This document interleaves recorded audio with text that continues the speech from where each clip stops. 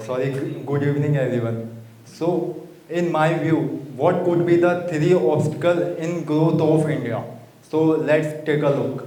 First, who take care of India?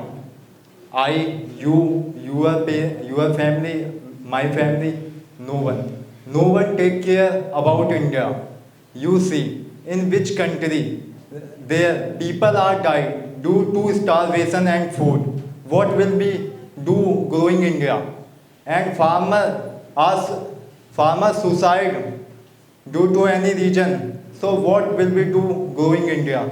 So until we solve these problem, so we can't grow anymore. So this is the problem. First we need take a look, then India can grow. But if you see, when you want to do something for India, so if you want to donate some kind of money and something, first your parents come and they will be obstacle in your work. So these are the things. There are many obstacles in our family, our society. First, we need to avoid those obstacles. Then we can grow ourselves. Then India will grow. And the second obstacle is we all are stuck in our personal problem. It may be financial problem. It may be education problem. Any other problem. Young youth, when he get a depression and he is scared, he does not want to do anything. He does not want to go school. He does not want to go college, and he does not want to do job.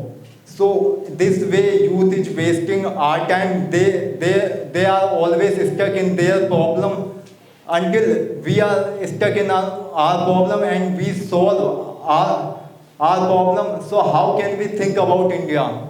We can't never think other problem until we solve our personal problem and other problem. So these are the things. And third thing is technology. If we compare ourselves, India country with US, they are very high development country and they use advanced technology. And what's going on in India? We are very far away from them. So first we need to upgrade ourselves.